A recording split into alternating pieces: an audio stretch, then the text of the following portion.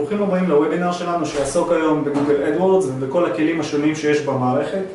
אני איגור וזה אריק, אנחנו שנינו שותפים מייסדים בחברת דיגיטל ROI Escalator, והיום יעביר את הוובינר אריק שמנהל את צוות הרכש מדיה ואופטימיזציה, ובעצם אנחנו נדבר על כמה נקודות מאוד חשובות שחשובות לחברות דיגיטל בדיוק כמוכם. אריק, מה קורה לחברה שכרגע לא מציעה שירותי גוגל אדוורדס ללקוחות שלהם? קוראים למעשה מספר דברים. קודם כל, הדבר העיקרי הוא שהחברה לא מצליחה לסגור מעגל. היום קמפיין דיגיטל אפקטיבי נשען על אסטרטגיית ה-Multiple Touch Points. זאת אומרת, לא מספיק להגיע לגולש רק בפייסבוק או רק בגוגל או רק באפיק כזה או אחר. נדרשת סגירת מעגל או מעטפת מלאה שיודעת גם להתאים את המסרים בהתאם לפלטפורמה בה הגולש קולט אותם, מתוך מחשבה והתחשבות ב-state of mind שהגולש נמצא בו בזמן שהוא נמצא באותה פלטפורמה. למשל, גולש שנמצא בפייסבוק הרבה יותר מוכוון אינטראקציה חברתית, בדרך כלל נמצא שם למטרות פנאי, ולכן המסרים וצורת ההגשה שלהם יהיו שונים ומותאמים לאותה פלטפורמה. לעומת זאת גוגל, וזה כאן ככה אנחנו גולשים לנקודה השנייה של מה קורה כשלא מפעילים את גוגל. גוגל זאת למעשה פלטפורמה שפונה לקהל מבוסס כוונה. זאת אומרת, הקהל נכנס למערכת ומשתמש בה אך ורק כשהוא צריך אותה, בין מזה למטרות אינפורמטיביות או במטרה למצוא נותן שירות או מוצר מסוים. בדרך כלל כמות הזמן שלוקח לאותו גולש להגיע לרכישה כשהוא מגיע דרך גוגל היא קצרה יותר, ולכן הפרסום שם במקרים מסוימים יכול להיות מאוד מאוד מאוד אפקטיבי ואף יותר אפקטיבי מהפרסום בפייסבוק. אז בעצם היום בוובינר אנחנו נזכור ונדבר על כל הכלים שיש בממשק הגוגל אדוורדס. אנחנו נדבר המון על איך בכלל נכנסים לתחום, איך ניגשים למבחני ההסמכה. איך מתמחרים את עצמנו. נכון. וכמובן נענה על שאלות. מעולה, אז בואו נתחיל. אז בואו רגע נדבר על ההבדלים העיקריים בין גוגל ובין פייסבוק. כאשר אני חייב לחדד, אני כרגע הולך לדבר בעיקר על רשת החיפוש של גוגל, היות והשם גוגל מזוהה בעיקר עם הרשת הזאת, אבל יש לגוגל עוד רשתות נוספות שדרכן אפשר לפרסם, אנחנו ניגע בהן בהמשך, אבל רק לצורך הפורמליות אני עכשיו מדבר בעיקר על רשת החיפוש של גוגל. אז בעצם ההבדל העיקרי בין רשת החיפוש של גוגל לבין פייסבוק הוא הנושא של push versus pull. בעצם אלה שני מושגים שמגיעים מעולם הפרסום, כאשר פרסום פוש הוא פרסום נדחף, כשמו כן הוא. זאת אומרת, אני עכשיו מתעסק במשהו בפייסבוק, לצורך העניין, דברים, מגיב לפוסטים, כל מיני, ופתאום עולות מולי כל מיני מודעות בפיד. אני צריך, המודעות האלה מנסות לתפוס את תשומת הלב שלי, מנסות לגרום לי ללחוץ, אבל הן בסופו של דבר נדחפות. אני לא חיפשתי עכשיו את השירות הזה, או לא חיפשתי את הנותן שירות הזה שמציג בפניי מודעה, ולכן זהו פרסום פוש. לעומת זאת, פרסום פול הוא פרסום שיותר דומה למה שקורה היום ברשת החיפוש של גוגל. למשל, גולש נכנס, מחפש אינסטלטור בתל אביב, אוקיי? בעצם אומר לי שהוא צריך אינסטלטור, רוב הסיכויים בזה הרגע, אחרת בן אדם הגיוני לא יישב וסתם יחפש ויבזבז את הזמן שלו בגוגל. זה לא שיש בגוגל גרפיקה יפה ודברים נחמדים להסתכל עליהם, זה עמוד לבן עם טקסט. ולכן אנשים שכבר נכנסים לשם, נכנסים פשוט מסיבה מאוד טובה. סוג הפרסום בגוגל הוא למעשה פרסום מבוסס פול, כי הגולש הולך ללחוץ על אחת המודעות, זה די ודאי. אני צריך פשוט לגרום לו ללחוץ על שלי. אני צריך ליצור מודעה מספיק מושכת שתגרום לאותו גולש להבין שאני נותן השירות הכי טוב מבין כל מי שכרגע מפרסם, או לפחות לסקרן אותו יותר משאר המודעות. אוקיי? יכול להיות שהוא לא יבין יותר מיני דברים עליי כנותן שירות, אבל הוא בהחלט יתרשם מהמודעה שלי, או שהיא תתפוס לו את העין. כאן ממש נכנס עניין של אלמנטים של יכולות קריאטיביות, כמו שיש בפייסבוק, אם כי אני חייב להגיד שהיכולות הקריאטיביות הנדרשות בפייסבוק הן בהחלט גבוהות יותר, בגלל השילובים של ויזואלי וטקסטואלי ביחד. state of mind שונה, בו נמצא הלקוח הפוטנציאלי. נגעתי בזה ממש לפני כמה דקות. בעצם בגוגל הגולש רוצה להתקדם, הוא לא נכנס לגוגל סתם. הוא רוצה להתקדם, הוא רוצה לקבל יותר מידע, הוא רוצה שיפנו אליו, הוא רוצה לקנות משהו, אבל הוא רוצה לבצע איזושהי פעולה. השימוש בגוגל הוא שימוש מבוסס כוונה. משהו קשה להגיד על פייסבוק. זאת אומרת, אולי יש גולשים בפייסבוק שנכנסים מתוך איזושהי כוונה לפייסבוק, אבל בדרך כלל אנשים נכנסים לפייסבוק כדי פשוט למרוח זמן, כדי ככה קצת לנוח, אולי להתכתב עם איזה חבר, ולא נכנסים לשם כדי להתקדם מקצועית, אוקיי? או משהו בסגנון. יש היצע רחב יותר של שטחי פרסום. הנקודה הזאת נכונה כרגע, אם מכניסים במיוחד את רשת המדיה, אנחנו ניגע בזה, של גוגל לתמונה, למעשה כשמשלבים את רשת החיפוש והמדיה של גוגל, מגיעים למצב שבו יש לי מגוון הרבה יותר רחב של שטחי פרסום. בסופו של דבר בפייסבוק הכל מתכנס לפיד. אתה לא בפיד, אתה לא קיים כמעט. פעם היה לנו את המודעות צד ימין, שעדיין יש, אבל ברוב המקרים הן לא כל כך מתפקדות טוב, במיוחד במובייל שפשוט אין אותם. ולכן אחת הסיבות שהמחירים לקליק או CPM בפייסבוק הולכים ועולים, אני בטוח שכולכם שמתם לזה לב, בדיוק בגלל הנושא הזה. בסופו של דבר, גם פייסבוק וגם גוגל הן פלטפורמות מבוססות, מה שנקרא מכרז, auction-based platform. כלומר, יש תחרות בין מספר מפרסמים על קהל מסוים, אם זה פייסבוק, או על מילת מפתח מסוימת, אם זה גוגל, ובגוגל או פייסבוק עורכות מכרז. כאשר יש כל מיני אלגוריתמים, יש כל מיני, פרמטרים, כאשר אחד מהם הוא כמובן הנושא של המחיר לקליק, אבל מן הסתם לא רק. לכן נוצר מצב שבגלל מחסור בשטחי פרסום בפייסבוק, כולם מנסים להידחף לאותו פיד, המחירים לקליק עולים בצורה הרבה יותר אגרסיבית היום ממה שהם עולים בגוגל. זה לא שבגוגל הם לא עולים, הם עולים, אבל לא באותו קצב. אני ממש הייתי פשוט מופתע, הייתי בשוק לראות את הקפיצות שהיו לאחרונה בפייסבוק. והנקודה האחרונה, יכולת לעבוד קומנדו. מה זה אומר קומנדו? כשבא אלינו לקוח ואין לו הרבה תקציב, אבל אנחנו כן מאוד מאוד רוצים לעבוד איתו, כי אנחנו רואים שיש לו מוצר מאוד איכותי, ופשוט חבל לנו לבזבז את ההזדמנות, רק בגלל שאין ללקוח כסף. אנחנו מציעים לו מה שנקרא את שיטת הקומנדו. כאשר שיטת הקומנדו זו שיטה שבה אנחנו עובדים בתקציב מאוד נמוך, בדרך כלל 2,000-3,000 שקלים, והרי האתגר המרכזי בתקציב נמוך זה שקצב קבלת הנתונים הוא מאוד איטי. חודשים יכולים לעבור עד שנקבל תמונה סטטיסטית טובה לגבי מה עובד ומה לא. ולכן מאוד מאוד חשוב, וזה אפשרי קודם כל בגוגל, ובפייסבוק מניסיוני זה לא כל כך מתאפשר, זאת אומרת אחוזי ההצלחה של השיטה הזאת הרבה יותר נמוכים. בגוגל יש לי יכולת לבחור מספר מאוד מצומצם של מילות מפתח, בעלות ערך גבוה מאוד למפרסם מבחינת כוונת משתמש. זאת אומרת, יש לי יכולת להסתכל על מילת מפתח ולהבין או להסיק שמי שמשתמש במילה הזאת הוא גולש שהוא מאוד מאוד מאוד קרוב לשלב הרכישה. ולמעשה להתמקד, אם אתם מכירים את משפך המחירות, להתמקד ממש בשלבים האחרונים של המשפך, בשלב של השופ או של הביי. מאוד קשה לעשות את זה בפייסבוק, זאת אומרת, מעבר למסר שפונה אולי לסגמנט כזה או אחר, אתה לא כל כך יכול לרדת לעומק הזה. שוב, אלא אם כן יש לך רשימות רימרקטינג ודברים כאלה, אני מדבר כרגע על תרגות יותר כללי, כן? של אנשים שאפילו לא ביקרו באתר עד עכשיו. והיכולת הזאת משרתת אותנו המון, כי אם אתה לוקח לקוח עם תקציב נמוך, אבל מוצר טוב במחיר טוב, אתה יכול על ידי עבודה מאוד מסודרת וזהירה, להגדיל את התקציב, להכניס אותו בסוף גם לפייסבוק, ולמעשה לקבל לקוח שפתאום מפרסם בתקציב שהוא פי 10, פי 20 יותר ממה שהוא היה כשהוא נכנס אליך. אוקיי? רשת הפרסום של פייסבוק היא מצוינת להגברת התודעה, לגירוי הסקרנות של המשתמשים וליצירת מעורבות עם המותג, כמו כן גם להנגשת תוכן. אל תבינו אותנו לא נכון, אנחנו לא אומרים אל תפרסמו בפייסבוק, אנחנו אומרים תפרסמו בפייסבוק, אבל אל תפרסמו רק בפייסבוק. היות והפרסום רק בפייסבוק עלול לגרום למצב שאתם, בהתאם לנקודה שעכשיו בדיוק מופיעה על המסך, מעלים תודעה לאיזשהו מוצר או שירות. הגולשים שנחשפים לתודעה המוגברת הזאת אומרים וואלה נחמד, טוב לדעת, אבל אני עכשיו באמצע העבודה ובכלל לא מתאים לי עכשיו להתעסק עם זה.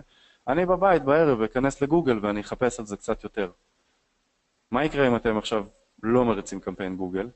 הגולש הזה יבוא בערב לבית שלו אחרי שהוא סיים את היום עבודה, יפתח גוגל ולא ימצא אתכם. הרי בפייסבוק די קשה למצוא משהו שכזה ראית בחצי עין. אתה בדרך כלל לא זוכר את השם, זה לא מנוע חיפוש, אם כי הם קצת משתדלים אבל זה לא. אם אתם לא מופיעים בגוגל, אתם עלולים ליצור מצב שהוא אפילו עושה נזק למותג, כי אותו גולש כן ייחשף למודעות של המתחרים שלכם עכשיו. וכשהוא יקליק עליהם, הוא למעשה בעצם להפוך להיות לקוח שלהם ולא לקוח שלכם. ואז בעצם הפרסום שאתם נותנים בפייסבוק משרת את המתחרים ולא את הלקוח שלכם, מצב שהוא מאוד מאוד לא רצוי, תסכימו איתי. פייסבוק חזקה יותר בקידום מוצרים מוחשיים. אין ספק שלפייסבוק יש יתרון בפורמט של המודעות שהיא מציגה. היות ופייסבוק מאפשרת לנו לעבוד עם מודעות ויזואליות, ובגוגל, לפחות בחיפוש, כן? המודעות הן טקסטואליות, ולכן במקרים שבהם אני מוכר מוצר מאוד ויזואלי, כמו מוצר ששייך לתחום האופנה, מגפיים, בגדים, כובעים, כל דבר שלוויזואליות שלו, למראה שלו יש ערך והוא נשפט לפיו, פייסבוק, אני אומר את זה ככה עם יד על הלב, חזקה יותר. היות ובפייסבוק הגולש יכול להסתכל על התמונה של המוצר ששמתם, ולהגיד, אוקיי, מתאים לי, לא מתאים לי, יפה, מכוער, ובהתאם לזה להקליק. אז משמע, המודעות של פייסבוק יודעות לסנן את הקליקים טוב יותר, עבור מוצרים ויזואליים, אני חוזר ואומר. רשת הפרסום המובילה בתחום האי-קומרס, מתקשר שוב לנקודה למעלה, היות וחלק ניכר מאוד ממה שנמכר באי-קומרס אינם מוצרים מאוד ויזואליים. גילינו מניסיוננו שזאת רשת שאכן מובילה את הנושא של המחירות בתחומים האלה, אבל בתחומים אחרים שהם פחות ויזואליים, דברים יותר קשורים לעולמות של lead generation, ביטוח, עורכי דין, you name it, כן? כל דבר שהוא לא מה שנקרא מוחשי ולא ויזואלי, מוצרים שהם יותר רעיונות, כן? כמו ביטוח וכאלה. מניסיוננו הצלחה הרבה יותר חזקה בגוגל חד וחלק, נישות של B2B, בגוגל הרבה יותר, סיכוי הצלחה הרבה יותר גבוהים, היות ובנישות B2B, הלקוחות אוהבים להיכנס לגוגל ולחפש מידע, נישות B2B הן מאוד מבוססות מידע, ולכן גוגל זה ה-go to resource מספר 1 לנושא הזה. השורה התחתונה, חברים, יהיו לקוחות ותחומים שחזקים יותר בפייסבוק, יהיו לקוחות ותחומים שחזקים יותר בגוגל. אתם עדיין צריכים לדאוג שתמיד אתם יושבים על שתי הפלטפורמות.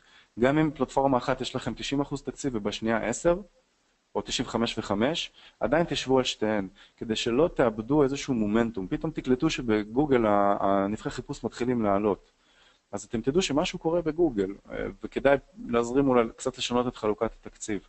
אל תוותרו על גוגל, כמו שאתם לא מוותרים על פייסבוק, היות ויש שם קהל יעד מאוד שונה, ויכול להיות שבנישה הספציפית שלכם, הקהל הזה אפילו אולי יותר עדיף מהקהל שמסתובב בפייסבוק. מה גם שזה יותר מרשים לראות אתכם גם שם וגם שם. אז מה הם בעצם הכלים שגוגל מעמידה, או מעמיד, סליחה, לרשותנו? יש לגוגל אפשרויות אופטימיזציה די מרשימות. אני חייב לציין למי שלא יודע שגוגל נמצאת בעולם הפרסום הדיגיטלי בערך עשור יותר מפייסבוק. היה להם הרבה מאוד שנים של פיתוח המערכת שלהם, והם באמת ניצלו אותם יפה. הממשק של פייסבוק, וזה אולי משהו שנתון לוויכוח, הוא פחות מתקדם, ומאפשר גמישות נמוכה יותר לעומת הממשק של גוגל. לצורך כמה דוגמאות שכאן נכנסתי ממש לשקף הזה. שליטה בבידים. מי מכיר את הקושי בפייסבוק של שליטה בבידים? אתם משלמים על טראפיק, יש לכם חלוקת ביצועים מטורפת ברמה בין גילאים שונים למשל, או בין אזורים גיאוגרפיים שונים, ואתם לא מצליחים לתת ביד אחד בעיר מסוימת וביד אחר בעיר אחרת, מבלי לפתוח עכשיו עצת חדש ולאפס את כל הסטטיסטיקה וכו' וכו'.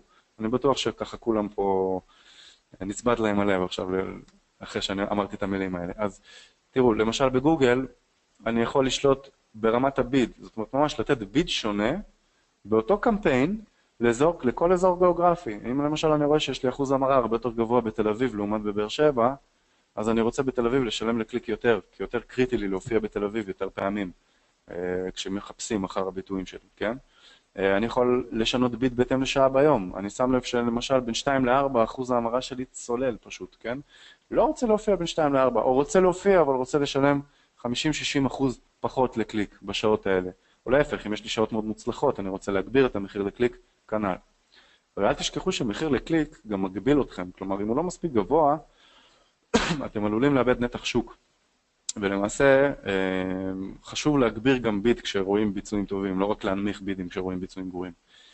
יום בשבוע, כנ"ל, אני רואה שבימי ראשון שני יש לי ביצועים מטורפים, ולקראת סוף השבוע ביצועים ככה דועכים, אני פחות רוצה להשקיע גם תקציב ואפילו גם להוריד את הביד. שימו לב שאני לא מדבר כאן על תקציב אפילו כרגע. תקציב אפשר להוריד ידני גם בפייסבוק, זה לא כזה ביג דיל.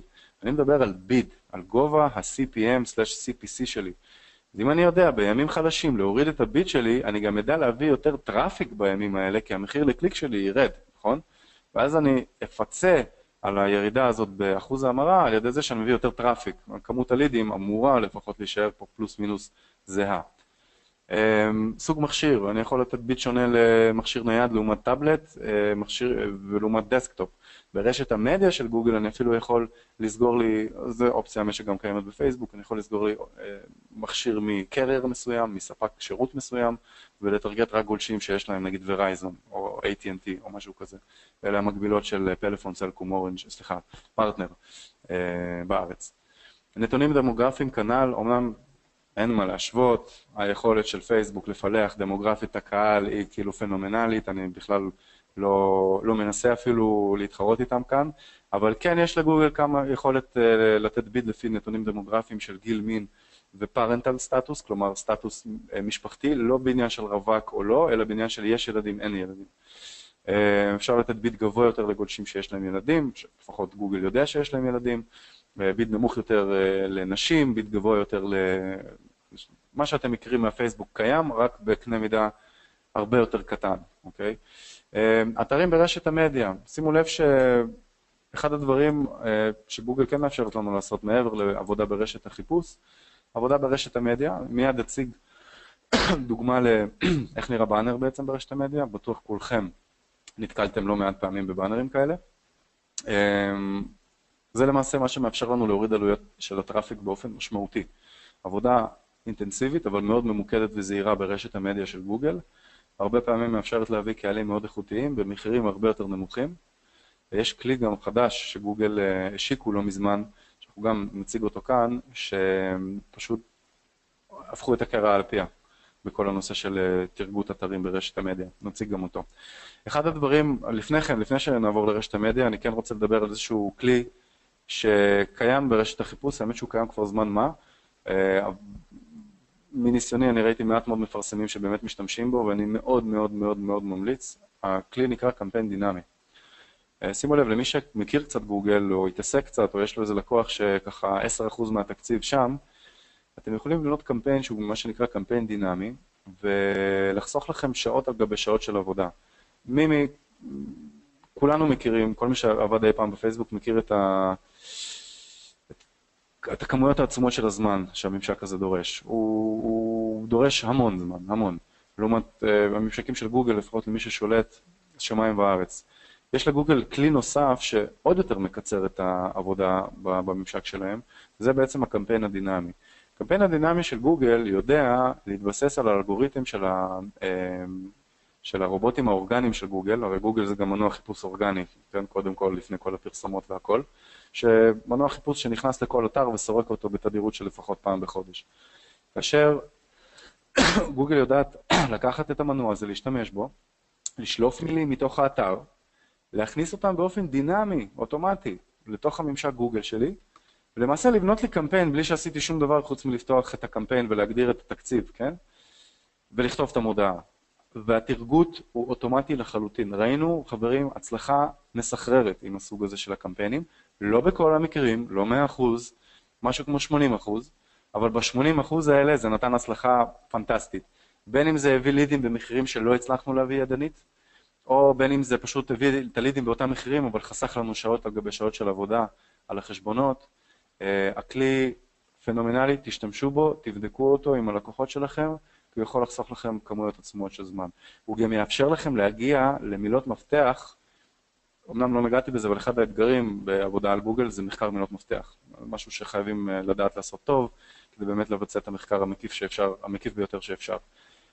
הקמפיין הדינמי חוסך לנו את העבודה הזאת, בזה שהוא בעצם עושה את המחקר עבורנו. הוא שולף את המילים מהאתר, כמובן חשוב לוודא שהאתר נבנה מבחינה טקסטואלית טוב, ואין שם דברים לא קשורים.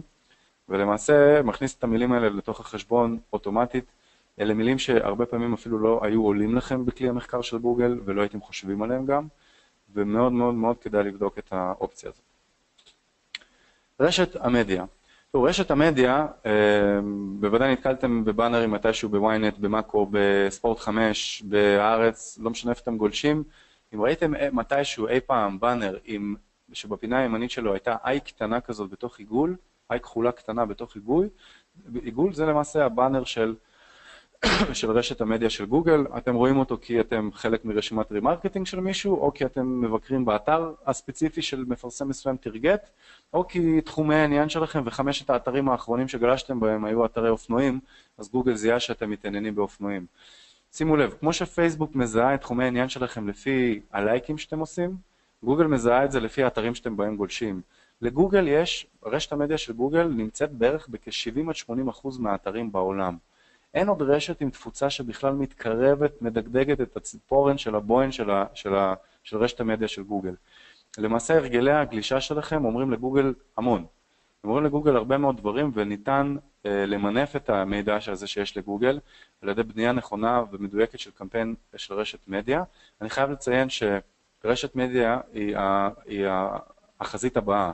כלומר, צריך קודם כל להתחיל מהחיפוש. שם הדברים קצת פשוטים יותר וקל יותר להבין אותם. לא ממליץ ישר ללכת על שתי הרשתות האלה, אלא אם כן יש לכם ניסיון בהם. ברשת המדיה, כמו בפייסבוק, אפשר לשרוף המון כסף ומהר, לפני שבכלל שמתם לב מה קורה. אז לכן לעבוד שם בהתחלה עם תקציבים מאוד ככה שמרניים, אוקיי? עד שאתם מוכיחים יעילות. ברשת המדיה יש יכולת ארגות גמישה ביותר. אני יכול לטרגט אנשים לפי האתרים שבהם הם ביקרו לאחרונה, לפי האתר שבו הם נמצאים ברגע זה, אוקיי? ויש הבדל גדול. לפי האם הם חלק מהרימרקטינג או לא, וכמובן לפי אתר ספציפי נקודתי שבחרתי בפינצטה, אפילו עמוד אולי בתוך אתר שבחרתי, שאני רוצה שכל מי שמגיע לעמוד הזה יראה את המודעה שלי. מן הסתם כמו בפייסבוק אף אחד לא נותן לכם שום גרנטיז, שום ערובות לזה שאתם תופיעו 100% מהזמן, אבל אתם בהחלט תופיעו ותגיעו לאימפרשנים יפים מאוד שלא נופלים מהאימפרשנים שאתם מגיעים אליהם בפייסבוק. ממש לא, אוקיי? שיווק מחדש, רימרקטינג. גם כאן יש את האפשרות הזאת. למעשה הרימרקטינג התחיל בגוגל בכלל, לא בפייסבוק. יש יכולת, בדיוק כמו בפייסבוק, לבנות רימרקטינג מאוד מפולח, מאוד מדויק, עם קהלים שמבוססים על איפה, באיזה דפים הגולש ביקר וכו'. כאשר שימו לב, יש אבל לגוגל יתרון אחד ברימרקטינג שהוא די עצום על פני פייסבוק. יש לנו את גוגל אנליטיקס, אוקיי? בלי להיכנס יותר מדי לעומק שכולם, אני מקווה שכולם מכירים את גוגל אנליטיקס. בגלל שגוגל אנליטיקס היא גם וגוגל אדוורדס למעשה שייכות לאותו גוף, אנחנו יכולים לבנות קהלים בגוגל אנליטיקס, אוקיי? שמבוססים על הרגלי השימוש של אותם משתמשים באתר. למשל, להחליט שאנחנו הולכים רק על מי שהיה באתר לפחות דקה, דפדף לפחות בין 3 דפים, וביקר בוודאות בדף ההודות.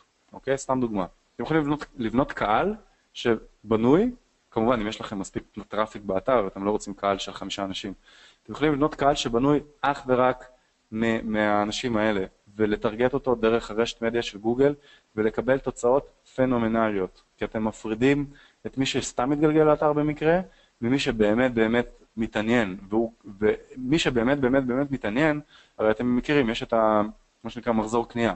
לא כולם קונים באותו רגע, ומעט מאוד אנשים קונים בביקור הראשון שלהם באתר מסוים. אז כולנו מכירים את היתרונות של רימרקטינג, נכון? חשוב מאוד לבנות, לא לעבוד עם all visitors, אוקיי? לא לטרגט את כל מי שביקר באתר ועזב ב30 הימים האחרונים. אם אתם רוצים להוציא יותר מהרימרקטינג, תבנו את הקהלים בצורה באמת שאתם מטרגטים את האנשים שבאמת התעניינו. אפשר לבצע שילוב בין אפשרויות מיקוד שונות, ליירינג, את זה אנחנו מכירים טוב מאוד מפייסבוק. אנחנו יכולים לקחת תחום עניין מסוים ועליו להלביש אתר מסוים. למשל, אני הולך על אתר ענק שחולש על המון תחומים, נגיד ynet. אני עכשיו מחליט שאני לא רוצה להופיע בכל ynet, אני רוצה להופיע רק ב-ynet בכתבות שעוסקות לא יודע, בריאות, אוקיי? אז אני יכול על ידי שילוב נכון של ליירינג, על ידי עבודה נכונה עם הליירינג, להגיע למצב שאני מופיע ב-ynet, ומופיע אפילו די אגרסיבי, אבל רק בכתבות שקשורות לבריאות. זה משהו שיכול לעבוד מאוד מאוד מאוד יפה. יש לי אפשרות, אם אני רוצה לעבוד ממוקד יותר, לעבוד בחירה ידנית של אתרים, או עמודים ספציפיים, אוקיי? זאת אומרת, אני מחליט שאני רוצה להופיע רק בעמוד xyz.com/abc, אז אני אופיע רק בעמוד xyz.com/abc, אני לא אופיע באף עמוד אחר. למרות שאני לא ממליץ לעבוד ככה, כי זה לוקח נצח לבנות ככה קמפיין. יש לי יכולת דרך רשת המדיה, כמו גם דרך פייסבוק, ליצור את הביקוש מלמטה. אני אגיד משהו אחד כרגע לרעת רשת החיפוש של גוגל. אם אין חיפוש, אין פרסום. אוקיי? זה מאוד ברור, כן? הפרסום עובד יעיל בנישות שבהם יש נבחי חיפוש גבוהים. אם מישהו מוכר משהו היי-אנד בטירוף שמחפשים אותו 5 אנשים בארץ בשנה, אז למעשה הפרסום בגוגל יהיה די חסר תועלת ברשת החיפוש. אם אנחנו בכל זאת רוצים לגרום לאנשים להתחיל לחפש אחר משהו שהם עד היום לא חיפשו, יש לי יכולת ליצור את הביקוש הזה מלמטה, בדיוק כמו בפייסבוק. אני יכול לבחור אתרי נישה שקשורים לתחום, שאני יודע שהקהל היעד של הלקוח שלי מבקר בהם לעתים תכופות, ולמעשה ליצור את הביקוש מלמטה, לגרום להם להיחשף למסר, ואז לראות איך ברשת החיפוש של גוגל פתאום כן מתחילים לחפש. אגב, אחת הדוגמאות הכי טובות שרואים את זה, זה כשפתאום מתחילים לחפש אחרי שם מותג של הלקוח, כשבכלל לפני שהוא התחיל לעבוד איתכם לא הכירו אותו. מתחילים לראות בנרים שלו פה, בנרים שלו שם, פרסום בפייסבוק, מאוד חשוב בשלב הזה, אוקיי? ומתחילים ממש לראות איך יותר אנשים מגיעים דרך האורגני ודרך הממומן של גוגל, בזכות החשיפה המוגברת ברשתות המדיה ובפייסבוק. וכמובן עבודה עם קהלים, אני לא ארחיב כאן יותר מדי כי כולנו מכירים את הקהלים מאוד מאוד טוב מפייסבוק. גם בגוגל יש לי אפשרות לעבוד עם קהלים, אם כי אפשרויות התרגות הן שונות, הן פחות מתקדמות, אין מה לעשות. הקהלים זה הקרם דה לקרם של פייסבוק. אז ככה למעשה נראית רשת המדיה של גוגל. במקרה כאן יש לנו עמוד של ynet, יכול להיות כל אתר אחר בארץ. רואים את ה-i הקטנה בצד הימני העליון, במקרה הזאת זה גם באנר של גוגל, אבל יכול להיות פה גם בקלות באנר אחר.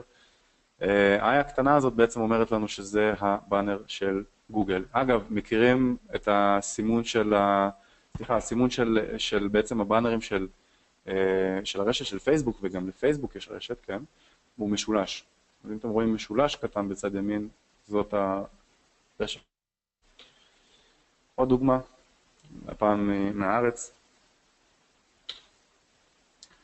אני רוצה עכשיו לדבר על כמה בעצם, יותר בצורה מפורטת, על כמה מהאפשרויות התרגות היותר מתקדמות שיש ברשת המדיה של גוגל. על החיפוש דיברנו, כמו שציינתי, היתרון שלו הוא ברור.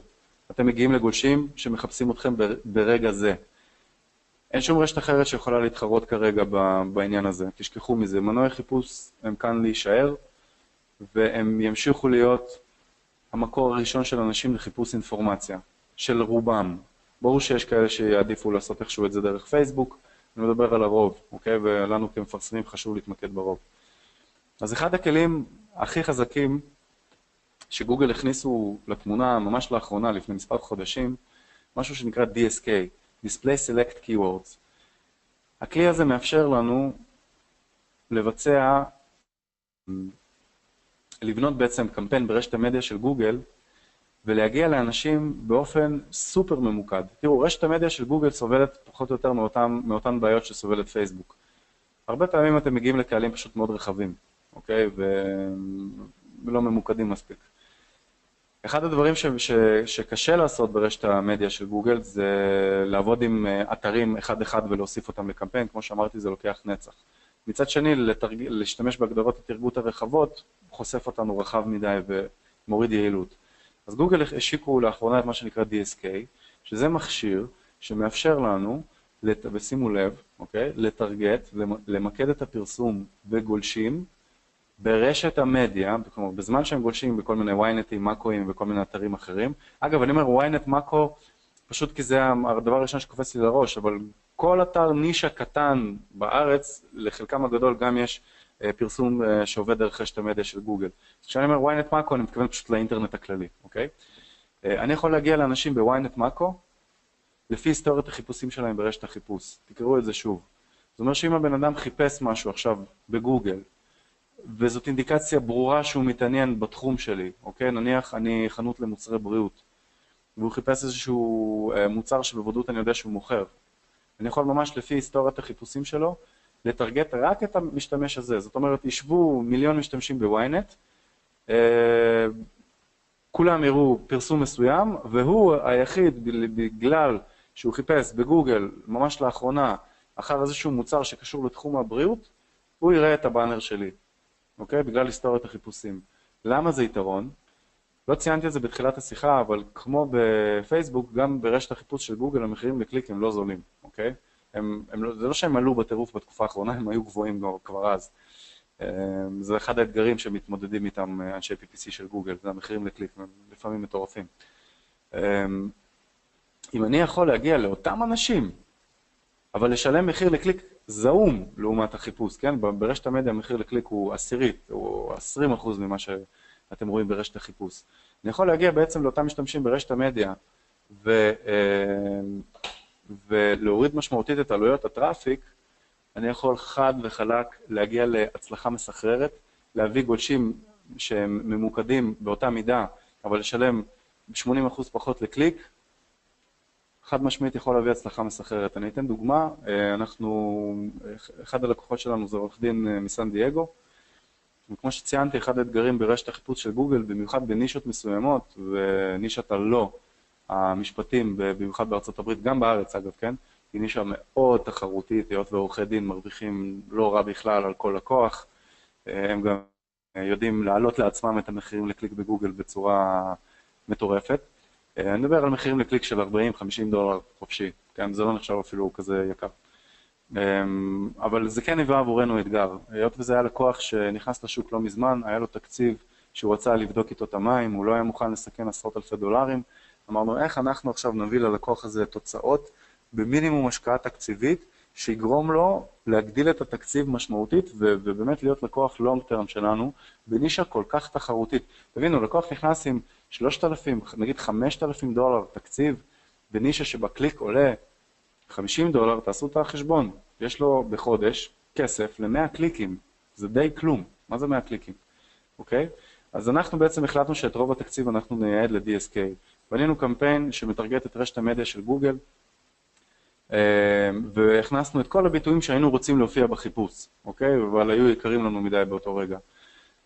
ההצלחה הייתה פנומנלית, המחירים לקליק היו 10% ממה שהם היו ברשת החיפוש של גוגל, הצלחנו להביא את הלידים הרבה מתחת ל-CPA שהלקוח הגדיר, והלקוח היה מבסוט, הוא הכניס יותר תקציב שאחרי זה לקחנו אותו גם לרשת החיפוש של גוגל, וגם שם נתנו עבודה מאוד יפה ותחרותית, כי אני אגיד לכם את האמת, אם התקציב ממש נמוך, כדאי בכלל לא להיכנס לרשת החיפוש, או תחסכו לעצמכם את הכאב ראש. אבל אם התקציב מספיק גבוה, רשת החיפוש היא בהחלט מקום שאתם מאוד חשוב שתהיו בו. אוקיי? אלא אם כן אתם משתמשים בשיטת הקומנדו שציינתי בתחילת הוובינר, ששם אתם פשוט בוחרים בפינצטה כמה מילים מאוד ככה אסטרטגיות והולכים עליהם בצורה מאוד ממוקדת. אז ה-DSK, כמו שציינתי, מביא תנועה רלוונטית ביותר במחיר מאוד נמוך, וניתן לה, בגלל שזה קמפיין ברשת המדיה, ניתן לעשות שילובים. כמו שדיברתי לפני כן על ליירינג, ניתן לקחת מילות מפתח של DSK, כן? DSK עובד עם מילות מפתח, ולהגיד, אוקיי, אני רוצה שגולשים שחיפשו בגוגל לאחרונה את המילים האלה, והם בגילאים כאלה, ולאחרונה התעניינו וביקרו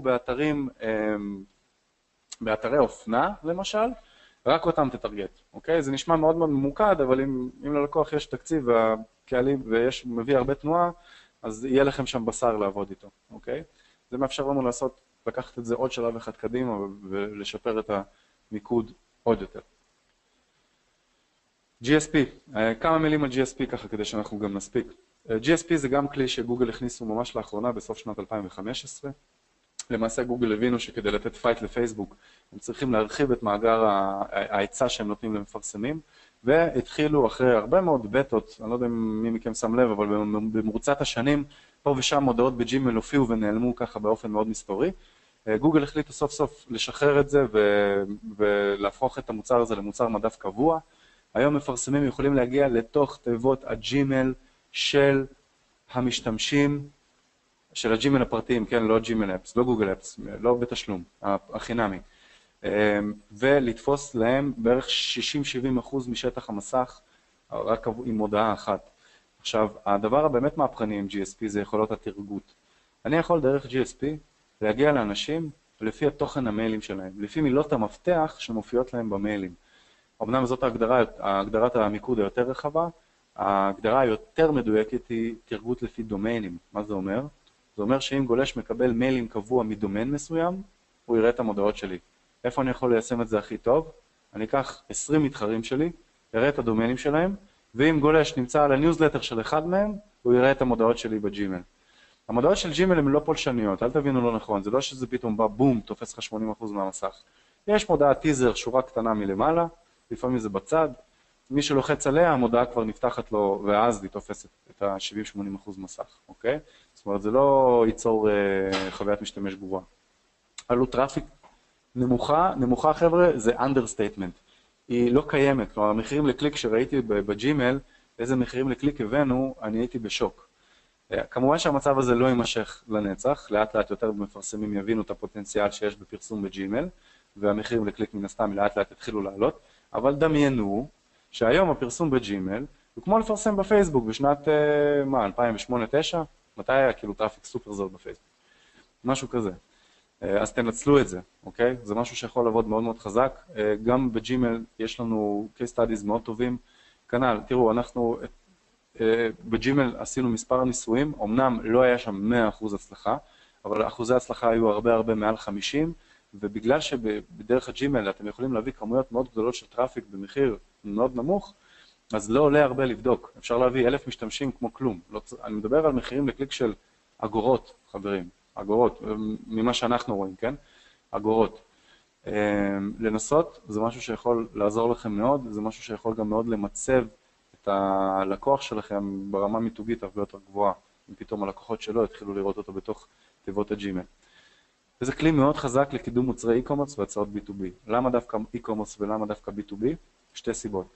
e-commerce, אחד הפורמטים שגוגל נותנים לנו ב-GSP, זה פורמט שפשוט נותן לנו 6-9 ריבועים, שאני יכול להכניס לתוכם מוצרים. פשוט ממש, זה נראה כמו דף e-commerce שנפתח לי בתוך הג'ימל. ואז אני רואה את המוצרים, זה מאוד קריאטיב, מאוד ויזואלי. אם אהבתי, אני לוחץ. בדיוק כמו היתרון של פרסום e-commerce דרך הפייסבוק. המוצר ויזואלי, יש לי פורמט מאוד ויזואלי, אז יש כאן התאמה. אני כבר שופט לפי מה שאני רואה, אם בכלל בא לי להתקדם הלאה ולראות איך המכנס הזה נראה באתר, אוקיי? ולמה הצעות B2B? הצעות B2B, מאוד מאוד קשה להגיע לאנשי B2B דרך החיפוש של גוגל. ברוב נישות ה-B2B וכמה שההצעה יותר high-end, כמה שהשוק יותר יוקרתי והמוצרים בו יותר יקרים, ככה בדרך כלל נבחרי החיפוש בגוגל הולכים ויורדים. זה משהו שאין מה לעשות, בארץ זה נכון שבעתיים, בארצות הברית פחות, כי בכל זאת זה שוק מאוד גדול, אבל להגיע לפעמים לאנשים שמחפשים משהו בגוגל ב-B2B מאוד קשה, כן ניתן להגיע אליהם על ידי תרגות נכון ב-GSP, ולהגיע לתיבות הג'ימל הפרטיות שלהם. שימו לב, אתם לא תגיעו לגוגל אפס שלהם, לא תגיעו לג'ימל המשרדי שלהם, אבל אתם תגיעו לג'ימל שלהם כשהם יושבים בבית ועוברים על המיילים הפרטיים, שזה חשוב לא פחות, אוקיי? דוגמה למודעת GSP, כפי שאתם יכולים לראות.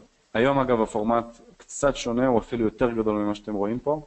כאן המודעה היא מודעה שבעצם בצד ימין זה הטיזר, לפעמים זו מודעה שנמצאת בכלל למעלה, כמו שאתם רואים את האדובי, רואים את האדובי למעלה, sign in אדובי טטטה, זאת מודעת טיזר, אם אני אלחץ עליה היא תפתח ותתפוס לי את כל המסך. יוטיוב, חברים, יוטיוב, אחת המערכות הפרסום הכי פחות מוערכות, אני חושב, על ידי הקהילה. היות וביוטיוב, הרבה מתייחסים ליוטיוב כי זה פרסום כזה, סתם בוא נעשה איזה משהו ביוטיוב ככה כדי שיראו אותנו או משהו כזה. ביוטיוב אפשר לבנות קמפיינים מאוד ממוקדים.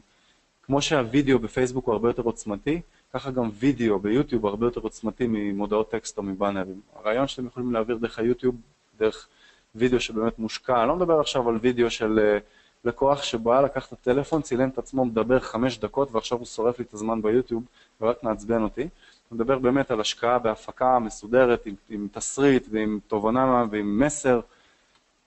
אוקיי, תשקיעו, תחשבו שאתם נדחפים עכשיו לאנשים מול היוטיוב שלהם ומונעים מהם לראות עכשיו את הקליפ שהם רצו לראות. לפחות תשקיעו, תתנו להם כבוד ותציגו מסר איכותי, אוקיי? שיהיה שווה את הזמן שלהם. יש ביוטיוב המון סוגים של פורמטים, דיספליי אדס, למעשה פשוט באנרים שמופיעים למעלה או בתוך הוידאו עצמו.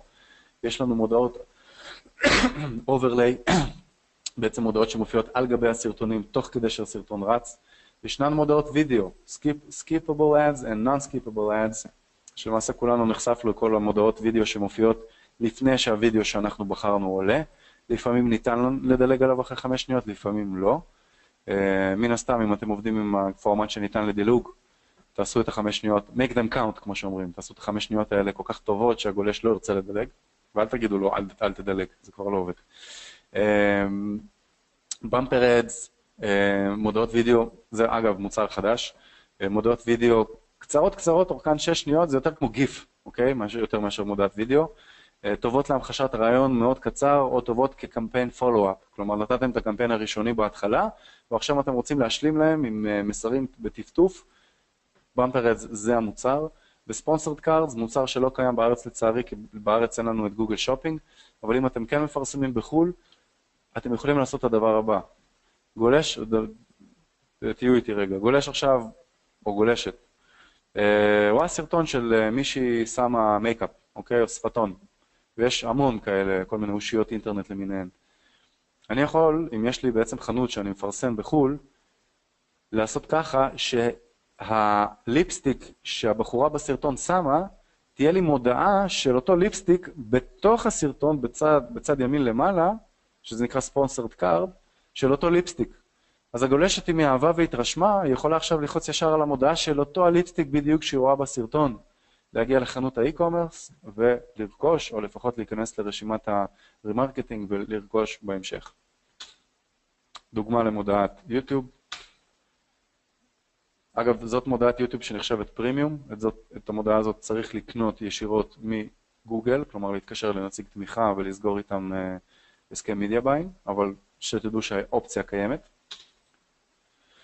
ואני רוצה, בממש כמה דקות שלא נשארו לנו, לעבור על כלים משיקים לפייסבוק. תראו, יש, כך כדי שלא תרגישו שאתם הולכים לעבוד באיזושהי מערכת שלא קשורה לחלוטין למה שאתם כבר מכירים, כי זה לא נכון. גוגל ופייסבוק הן מערכות מאוד דומות, הן שתיהן PPC, ויש אפילו כלים או מכשירים שהם כמעט זהים בשתי המערכות. למשל, הנושא של Customer Match. כמו שיש לכם Customer Match בפייסבוק, Custom Audiences, סליחה, בפייסבוק, אז יש Customer Match בגוגל. אותו הדבר בדיוק. לוקחים רשימת מיילים, מעלים לתוך הממשק של גוגל, גוגל עושה Matching, ובדרך כלל המאצ'ינג הוא 50% כמו בפייסבוק, וכל הגולשים שיתבצע אליהם Match, יראו את המודעות שלנו. Customer Match עובד רק ביוטיוב ורק בג'ימל, הוא לא עובד ברשת המדיה הכללית, אוקיי? יש לי גם אפשרות לעשות Similar to, שזה המקבילה ל-Lookalike, אוקיי? אני לוקח את אותו קהל, בין אם זה רמרקטינג, בין אם זה Customer Match, ואני אומר, אוקיי, גוגל תעשה לי Similar to עליו, גוגל עושה לי Similar to, אני יכול לשלב את ה-Similar to, לעשות את layering עליו עם עוד כל מיני אפשרויות תרגות, בדיוק כמו בפייסבוק, ולבנות לי קהל אפילו עוד יותר ממוקד. למעשה אתם לא מוותרים על הרבה כשאתם עוברים לגוגל, עדיין יש הרבה מאוד כלים שהם מאוד מאוד דומים, ופשוט צריך להתרגל וללמוד ותכלס פשוט לעשות. זה הלמידה הכי טובה. תעבדו, אחרי 3, 4, 5 פרויקטים, אתם כבר תתחילו להרגיש שהעניינים מתחילים ממש להתקדם יפה. יפה מאוד.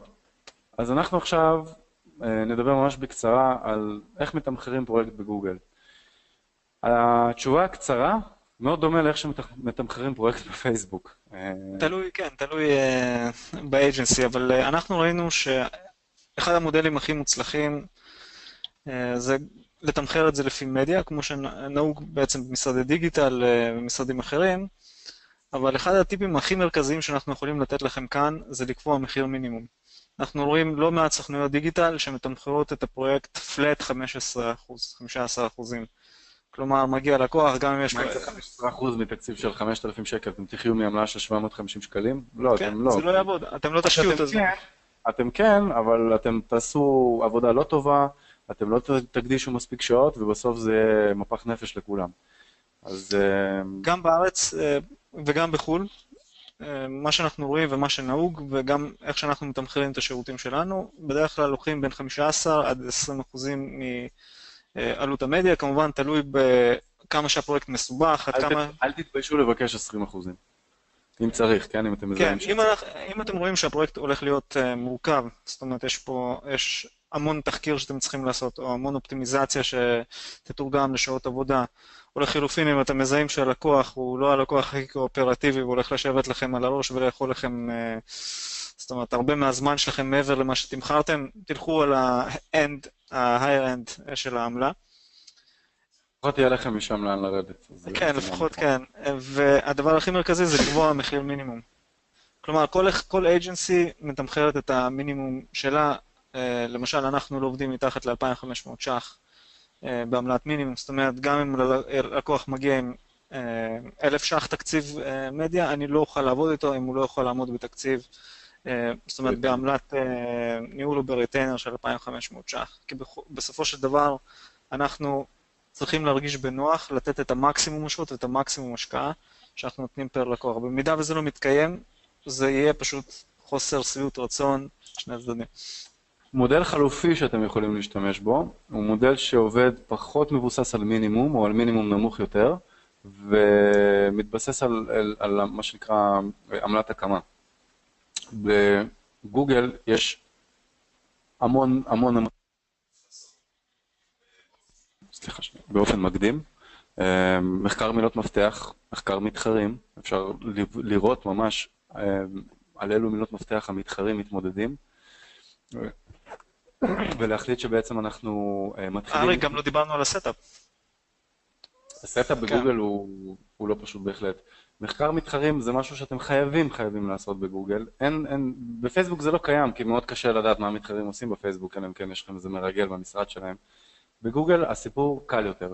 אני יכול על ידי שימוש בכלים כמו SCMrush, SpyFu, Keyword Spy, אנחנו נוכל לשלוח לכם גם רשימה מסודרת בהמשך.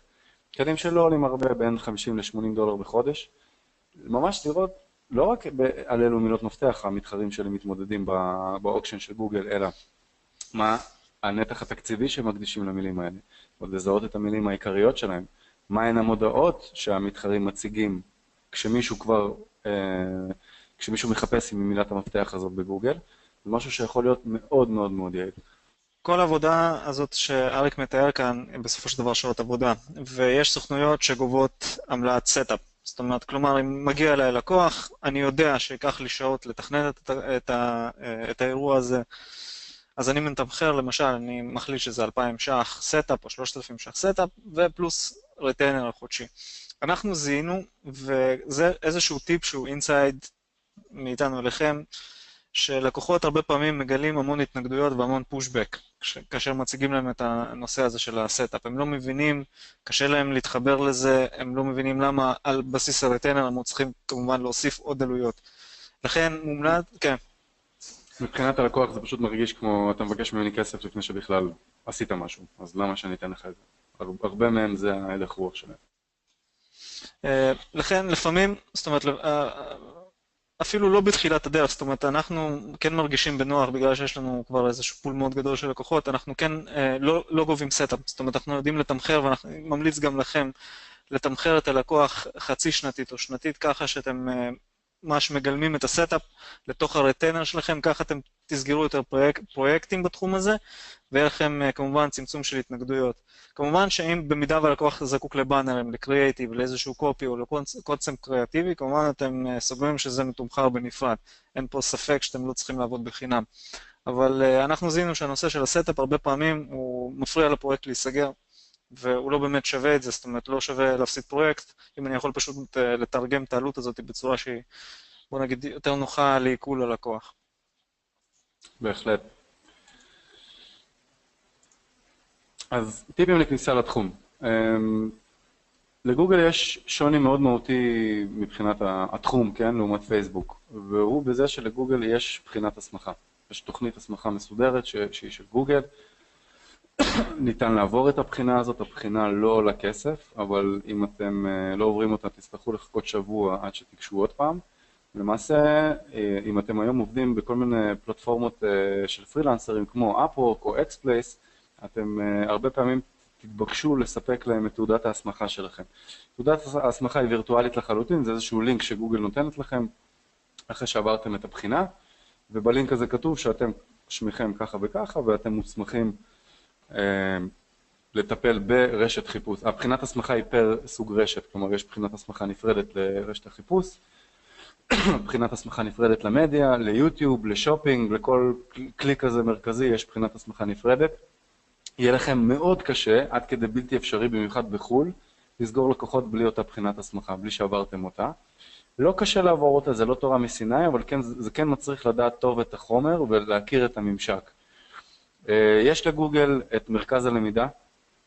אתם יכולים עכשיו להיכנס לגוגל ולכתוב ולהקיש AdWords Learning Center, או מרכז הלמידה של גוגל AdWords, הכל קיים גם בעברית. אגב, אחד הדברים שאני יכול להגיד שגוגל פשוט שנות אור קדימה לעומת פייסבוק, זה בתמיכה שלה מבחינת א' כל נציגים שמטפלים בכם, יש לכם תמיד טלפון שאתם יכולים להרים, דמיינו רגע, אתם יכולים להרים טלפון, ונציג של גוגל עונה לכם כמו שעונים לכם נציגים של סלקום, רק שהם הרבה יותר נחמדים, הרבה יותר אינטליגנטים, וזמני ההמתנה הרבה יותר קצרים, אוקיי? ממש פותרים לכם בעיות, יש שם אופטימייזרים שיושבים שם, לא אנשים טכניים שאתמול עלו על הממשק, ואתם צריכים ללמד אותם יותר ממה שהם אתכם, אלא ממש יש שם אופטימייזרים, אתם יכולים לקבל עזרה. אגב, וזה טיפ ברזל, תרשמו את זה, יש לגוגל מרכז, מוקד, שיכול להקים עבורכם את החשבון, וללוות איתכם את הלקוח 3 חודשים. אני לא מכיר שירות דומה בפייסבוק, וזה משהו שיכול להיות עם ערך מוסף מאוד גבוה, גם לכם וגם ללקוח, כי באמת מלווים אתכם באופן מאוד צמוד, ועוזרים לכם לשפר את התדמית שלכם מול הלקוח. הלקוח, אגב, הלקוח הקצה, יכול להיות שהוא אפילו לא מודע לזה, הלקוח שלכם, סליחה, אפילו לא מודע לזה שנציג של גוגל מעורב פה. זאת אומרת, זה לבחירתכם, אתם יכולים לערב אותו, יכולים לא. אז ככה, טיפ 1, לעבור את בחינת ההסמכה, ללמוד ולעבור. טיפ 2, להשתמש בתמיכה של גוגל, כולל במוקד לפתיחת חשבונות חדשים שלהם. וטיפ 3, לתמחר את עצמכם נכון. הדבר הזה נכון גם לגבי פייסבוק, גם לגבי גוגל. אחד המחלות בתחום שלנו זה תמחור לקוי, ואנחנו אחרי זה מגלים, אחרי חודש, שפתאום אנחנו פשוט נהיינו עבדים של הלקוח הזה, תמורת שכר זעום, שלא משתלם אפילו לנו ל-10% מהזמן שלנו. אז תמחרו נכון, בגוגל יש המון עבודה, גם במחקר מילות מפתח ובאופטימיזציה לאחר מכן. יש חשבונות שיכולים לנוע מבחינה כמותית, לעבוד עם עשרות אלפי מילות מפתח.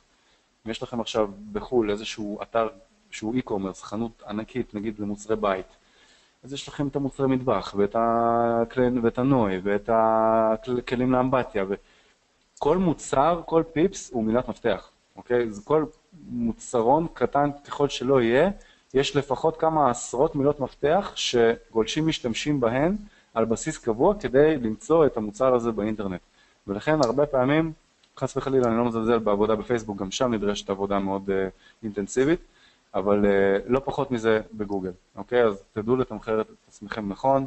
מי שזה אולי יש לו רק לקוח אחד או רק נכנס, אולי אפילו עדיף לו לתמחר את זה שעתי, כדי שהוא לא ימצא את עצמו במצב שהשכר שלו הוא פחות של עובד קבלן או משהו כזה, כן?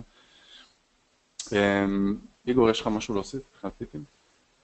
כן, אחד הדברים שאני הייתי רוצה להעלות כאן, ואני מעלה את זה בכל שיחה שאני עורך עם סוכנויות, ובאמת אנחנו תמיד שמחים לייעץ ולהתחלק בידע שלנו ולתרום מהידע. אנחנו גם מגדירים את עצמנו שאנחנו לא מתחרים עם סוכנויות בארץ, אז אנחנו תמיד שמחים לשתף פעולה וגם לעזור לאנשים להתקדם.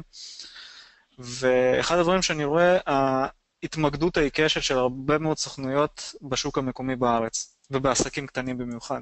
חברים, אנחנו עם כל הרגשות הלאומיים שלנו והציונות והכל, אנחנו עדיין מדינה קטנה. ואין מה לעשות, השוק פה מוגבל. אבל להביא הכנסה מחו"ל זה הציונות. כן, זה הציונות, בדיוק. Let them spend here, כמו שאומרים. ואחד הדברים ואחד ממנועי הצמיחה הכי חזקים שיכולים להיות לכם, באג'נסי שלכם, זה להביא לקוחות כמובן מחוץ לארץ. וזה לא דבר שהוא... זאת אומרת, זה לא בשמיים. זה לא בשמיים. זאת אומרת, בעבודה נכונה ובמתודולוגיה מסודרת שאתם תפתחו בעצמכם, אתם תוכלו להביא לקוחות יפים מאוד מחו"ל, מכל מיני פלטפורמות כמו Upwork. פעם היה יותר פשוט, היום יש תחרות מאוד חזקה של החבר'ה הפקיסטנים וההודים, שהם פשוט מוסיפים את הרשתות האלה, אבל עדיין, זאת אומרת, מי שעובד נכון יכול להביא גם עבודה מחול. אנחנו כבר לא נמצאים בפלטפורמות האלה, אנחנו עושים פיתוח עסקי שהוא יותר מבוסס על קשרים ועל קמפיינים שאנחנו מריצים בעצמנו, ואנחנו, הוובינר הבא שאנחנו נערוך, אנחנו בדיוק נדבר על זה. זאת אומרת, אנחנו נדבר בדיוק על איך אנחנו בונים אסטרטגיה לחדירה לחול, איך אנחנו עובדים מול לקוח בארצות הברית ובצפון אמריקה, איך אנחנו מתמחרים את הפרויקט כאשר מעורבים... איך מדברים עם לקוח מארצות הברית, כי... איך כותבים הצעת... בדיוק. הם מאוד שונים. כן, איך כותבים הצעת מחיר, איך עושים פולו-אפ, וכמובן איך עושים רפורטינג ומטפלים ומשמרים את הלקוח שהוא לא נמצא פיזית לידינו למשל בקריית גת ואני יכול לנסוע אליו מקסימום שעה, או אלא אנשים שנמצאים באזורי זמן שונים לחלוטין, אבל עדיין אני צריך לתת להם סרוויס לבל כאילו שאני יושב איתם פה. אוקיי, עכשיו יש לנו פה שאלה מעניינת מארתור לאריק. כן. ארתור שואל לגבי extended headlines. expanded ads. יש שאלה קונקרטית או שפשוט אני קצת אסביר על זה? טיפה, תרחיב על זה טיפה. מה שגוגל לאחרונה השיקו, וזה ממש חדש, זה בין פחות מחודשיים.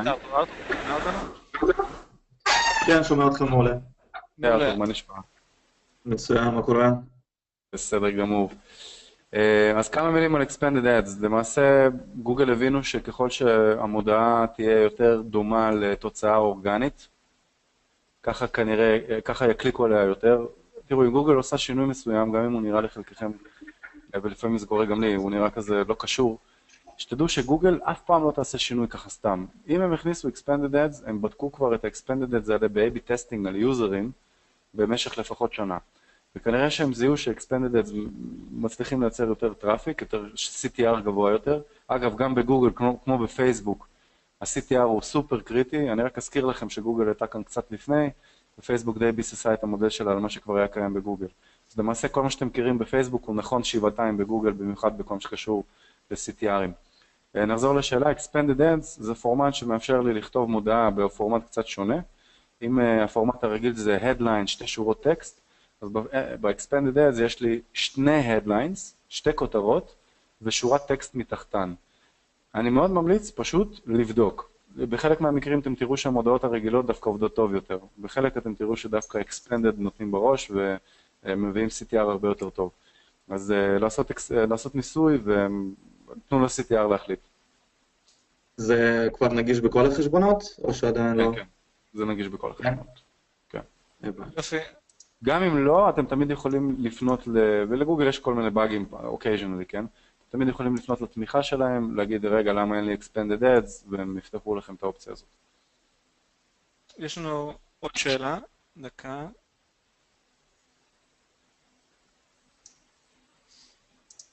רות, את שומעת אותנו? רות? טוב, רות על מיוט. אוקיי, רות שואלת, מהי רמת ההשקעה הנדרשת בלמידה לבחינת ההסמכה של רשת המדיה ושל רשת החיפוש? היקף השעות מוערך? האם מומלץ להיעזר בהדרכה אישית, או שלחלוטין אפשר לבד על בסיס המדריכים ברשת? זאת שאלה שקשה לי לענות עליה, כי זה מאוד תלוי במי אתה. זאת אומרת, יש אנשים שכן יודעים לעבוד לבד וללמוד לבד יפה מאוד, יש אנשים שמאוד קשה להם, ומי שקשה לו, באופן כללי, אנשים מכירים כבר את עצמם, מי שיודע שלבד זה לא הצד החזק שלו, אז עדיף לו לקחת מדריך, לקחת קורס. גם אם אתם לוקחים אפילו פשוט סדנת וידאו או משהו בסגנון, שתכוון אתכם מה לקרוא, ממה להתחיל.